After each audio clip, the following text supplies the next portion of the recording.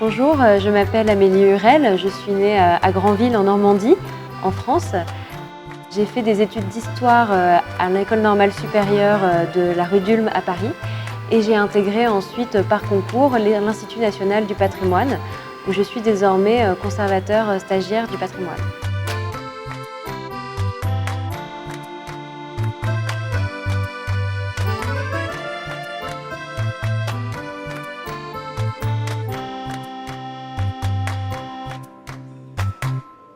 Quand on nous a demandé de réfléchir sur les destinations de nos stages à l'étranger, j'ai assez rapidement pensé au Vietnam, puisque j'avais entendu de très bons échos sur la qualité du travail accompli au Centre des archives numéro 1.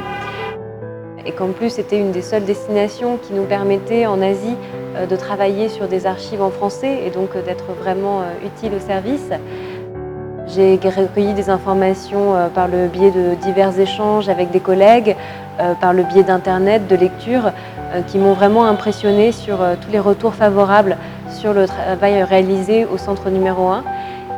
J'ai donc décidé de demander de pouvoir effectuer mon stage là-bas. Et évidemment, l'envie de découvrir ce beau pays qu'est le Vietnam m'a également motivée dans ce choix. Eh bien, c'est probablement le service du classement où j'ai passé le plus de temps qui m'a laissé la plus vive impression, puisque c'est là que j'ai été le plus en contact finalement avec les archives et où j'ai appris à faire des descriptions archivistiques à la façon du centre numéro 1 des archives du Vietnam. Le cadre de classement employé est notamment à la fois très familier pour un archiviste français et en même temps présente des particularités et des décalages très fascinants. Il a donc fallu que je m'habitue à cette nouvelle façon de travailler et ça a été très intéressant de découvrir ce mode de travail. Appliqué et surtout que le cadre de classement a un fonctionnement assez particulier puisqu'il sert aussi d'index. Il a donc fallu pour moi me familiariser avec cette nouvelle méthode de travail et heureusement j'ai pu compter sur l'aide au quotidien de mes collègues. Donc nous sommes actuellement dans l'atelier de restauration du centre numéro 1 des Archives nationales où j'ai passé une semaine dans le cadre de mon stage. J'y ai pratiqué quelques actes de restauration sur des documents en caractère chinois, principalement donc sur du papier de Zo qui vient de l'arbre du même nom. J'ai donc eu l'occasion pendant cette semaine de découvrir des matériaux et des techniques très différentes de celles employées en France.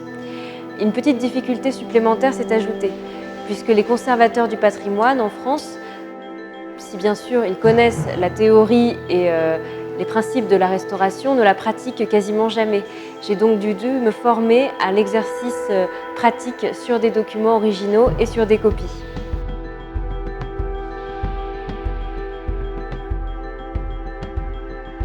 Donc voici le document que je viens de restaurer sur lequel j'ai pratiqué une reliure de type traditionnel. Il s'agit d'un registre cadastral produit sous la dynastie des Nguyen en 1805. Ce document en caractère chinois est représentatif des documents conservés au centre numéro 1. Il a été produit sur du papier de Zo, qui est un papier issu d'un arbre local vietnamien. Comme tous les documents en caractère chinois, il se lit donc de gauche à droite, donc dans le sens inverse des documents occidentaux.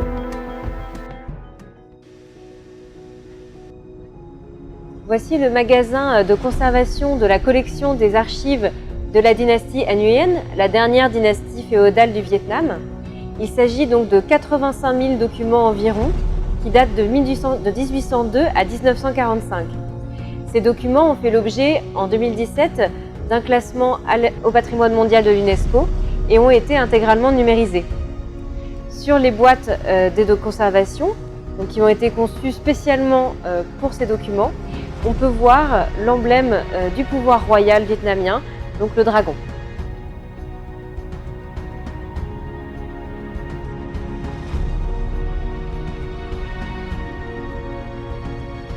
Au centre numéro 1 des Archives nationales du Vietnam, j'ai eu aussi l'occasion de découvrir les documents en caractère chinois, donc qui étaient complètement inédits pour moi, puisque autant les fonds d'archives d'époque coloniale en français m'étaient familiers, autant les documents en caractère chinois sont une découverte totale. Et j'apprécie particulièrement l'intérêt historique et l'aspect esthétique de ces documents.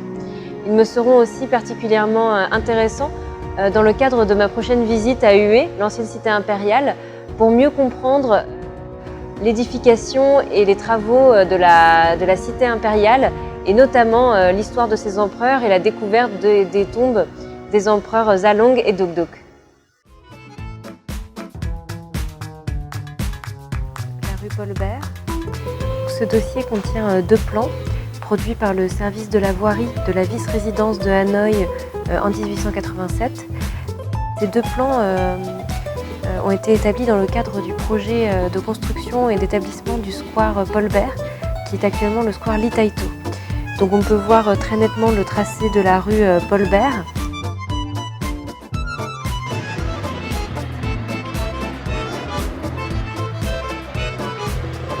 Je suis désormais dans la rue 30e, une rue chargée d'histoire en bordure du vieux quartier d'Hanoï qui mène à l'Opéra. Cette rue était autrefois appelée la rue Paul Bert, dans le Hanoï colonial. Je pense que quand même la chose que je retiendrai le plus et ce que je trouve le plus admirable, c'est la capacité du centre numéro 1 de traiter des documents en langues différentes, que ce soit en caractère chinois ou en français, de les valoriser et d'intégrer ces cultures du passé dans leur culture du présent.